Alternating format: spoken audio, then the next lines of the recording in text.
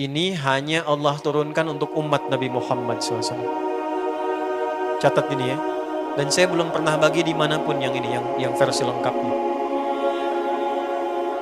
Kalau bisa dilakukan, bukan hanya dosa digugurkan, tapi setiap hurufnya mempercepat terkabulnya doa kita di hadapan Allah Subhanahu wa Ta'ala. Ya.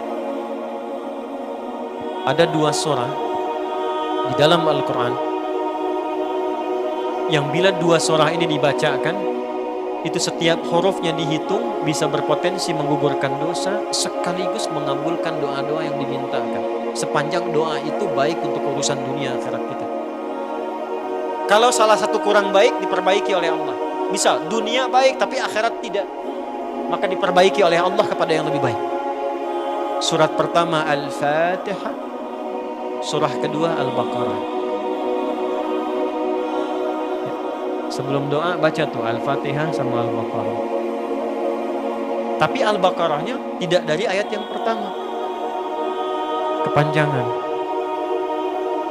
Cukupkan di ayat 285 sampai ayat 286, 2 ayat terakhir. Hadisnya sahih. Kalau mau dikuatkan, biasanya banyak ulama memasukkan ayat 284. Ada yang sudah masuk ke dalam Ka'bah di sini? Ini informasi saja. Dan 3 ayat ini, Al-Baqarah 284, 285, 286, itu ayat yang dituliskan di dinding Ka'bah. Itu yang saat berhala dikeluarkan, gambar-gambar dihapus, ya, syair-syair diganti dengan ayat Quran sehingga jadi kain kiswah Ka'bah di luar. Itu ada sejarahnya. Yang di dalam pun dihiasi dengan hiasan ayat Al-Quran. Di antara yang dituliskan itu Al-Baqarah ayat 284, 285, 286. Intinya di 285 dan 286-nya. Tadi rakaat pertama yang saya bacakan dalam salat Isya. Hadisnya sahih. Itu spesial malaikat Jibril turun kepada Nabi Muhammad SAW mengabarkan kabar gembira siapa yang membiasakan membaca Al-Fatihah. Ya, kemudian 2 ayat terakhir di Al-Baqarah dari amanar rasul sampai fansurna 'alal qaumil kafirin, tidaklah dia membacakan itu kecuali setiap hurufnya dijaminkan mengabulkan doa-doa yang dia mohonkan sepanjang benar doanya dan tidak diselimuti maksiat. Ini maaf ya, ini saya minta maaf dulu nih. Kalaupun Anda benar doanya khusyuk sampai nangis, tapi ada selimut maksiat dalam permohonan doa itu pengabulannya mental lagi. Hadisnya sahih. Thumma dzakara rajula yutilu as-safara ash'atha aghbara yamuddu yadayhi ila as-sama' fayaqulu ya rabb ya rabb faqala Rasulullah sallallahu alaihi wasallam anna yustajabu lidzalik famat'amuhu haram mashrabuhu haram malbasuhu haram wa ghudhiya biharamin fa anna yustajabu lidzalik. Rawahu Muslim. Nabi mengisahkan seorang lelaki menempuh perjalanan jauh. Awas, menempuh perjalanan panjang untuk ketaatan itu mempercepat doa dikabulkan 2 kali lipat dibanding orang biasa. Makanya kalau ada orang mau ke Mekah umrah, mau haji, titip doa. Ada yang mau beasiswa ke Madinah, ke Mekah, ke Al-Azhar, ke Mesir, titip doa.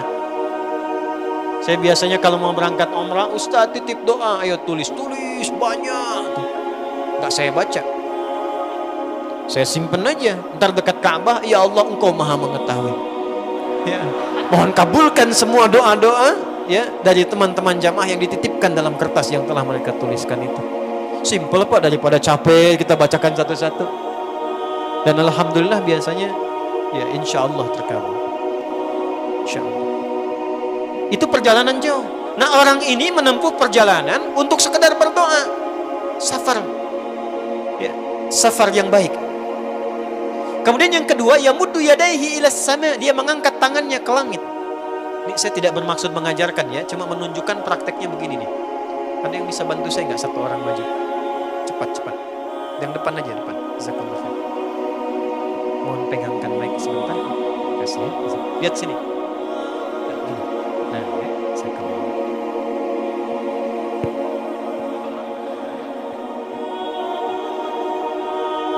Nah, ya. Ini tangan, lihat telapak 2 ya. Berdoa itu sesuai porsinya, dan ikuti caranya Nabi.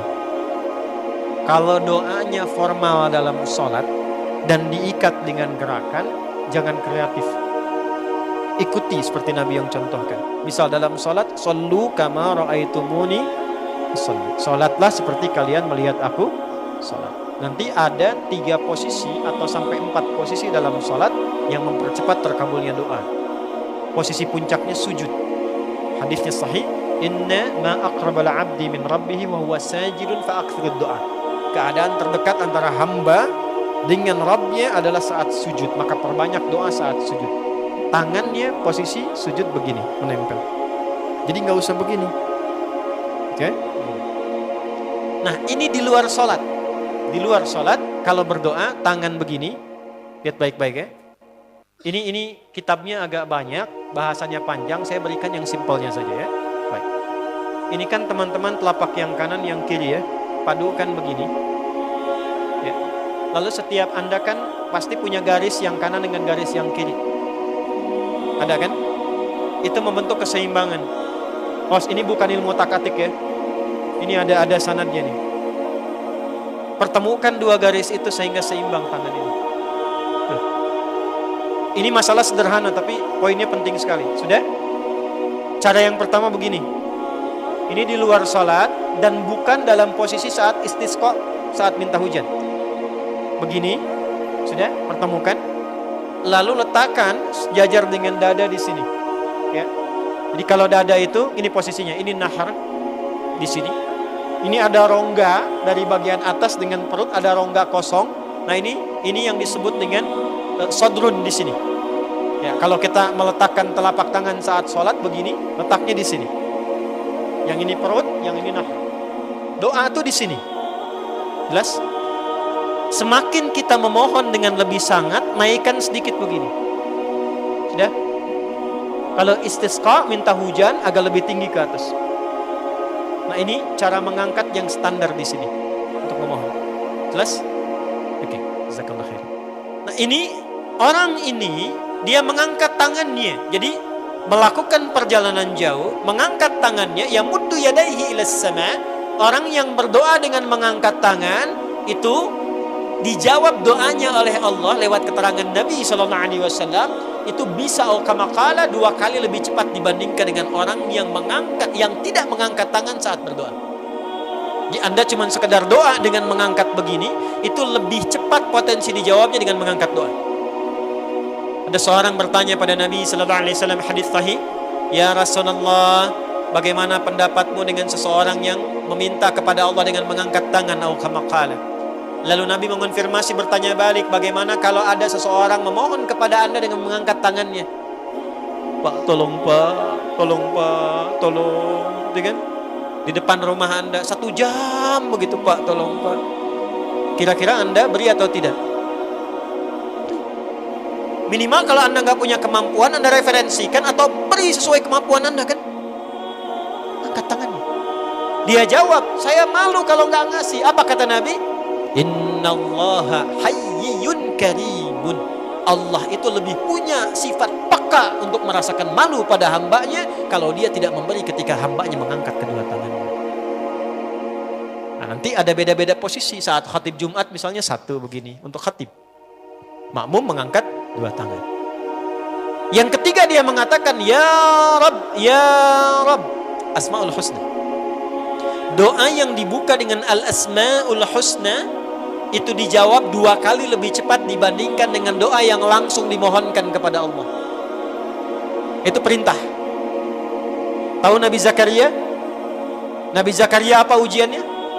Diuji oleh Allah, hidup demikian lama sampai rambut memutih, fisiknya letih, istrinya divonis secara medis, maaf, monofus dan mandul. Kata medis gak mungkin punya keturunan. Maka beliau berdoa kepada Allah dan dalam doanya dimulai dengan Al-Asmaul Husna. Sebelum sampai ke doa itu di Ali Imran ayat 38 sampai 39, buka dulu Quran surah 17 Al-Isra ayat 110. Ini perintah langsung dari Allah. Qulidullah awidur rahman ayyamma tad'u falahul asmaul husna. Quran surah ke-7 ayat 180. Walillahil asmaul husna fad'uhu biha. Fad'u biha. Qul Allah, kalau engkau punya masalah hambaku, dan tidak ada di dunia ini yang tidak punya masalah. Quran surah kedua ayat 155. Wala nabluwannakum bisyai'. Setiap yang hidup itu aku pasti akan uji dengan masalah. Itu kata Allah. Jangan disimpan sampai di situ, teruskan. Bukan untuk membebani hambaku dengan masalah, tapi untuk menaikkan kualitas hidupnya sehingga menjadi lebih baik. Jadi ketika Allah titipkan masalah itu bukan ingin membuat kita bermasalah, tapi dengan masalah itu kita diuji supaya kualitas hidup kita menjadi lebih baik. Ini Anda yang kuliah di UPI di sini, ada ujian nggak? Untuk apa ujian itu diadakan? Supaya bisa melihat kualitas peningkatan ilmu Anda dari masuk sampai naik tingkat. Kalau nggak ada ujian, nggak kelihatan kualitasnya bertambah. Logikanya begitu. Dan tidak mungkin Allah menguji seorang hamba di luar batas kemampuannya. La yukallifullahu nafsan illa. Jadi nggak ada orang yang hidup yang tidak punya masalah. Karena rumusnya mengatakan hidup berbanding lurus dengan masalah. Yang hidup pasti punya masalah. Yang tidak ingin punya masalah, tidak ingin hidup. Karena orang yang tidak hidup, yang hilang masalahnya, selesai hidupnya. Baik. Siapa yang tidak ingin punya masalah? Angkat tangan. Nah, baik. Siapa yang ingin punya masalah? Alhamdulillah. Baik. Yang lain wallahu a'lam. Nah, kulit Allah kalau sedang diuji masalah, kan yang ngasih siapa? Yang nitipkan siapa? Yang punya solusinya siapa? Kalau Anda tahu yang punya solusinya Allah, kenapa curhatnya bukan kepada Allah? Kan sudah dicontohkan di Quran, kalau punya masalah curhatin ke Allah. Quran surah 12 ayat 86, sejak era Nabi Yakub. Masalah di rumah tangga, anak bermasalah, curhatnya pada siapa? Allah. Innama ashku bathi wa huzni ilallah. Aku tuh kalau punya masalah, sesedih apapun, curhatnya Allah. Bentangkan sajadahmu, curhatkan dalam sujudmu, tingkatkan takwamu. Wa may yattaqillaha yaj'al lahu makhraja. Quran surah 65 di akhir ayat yang kedua.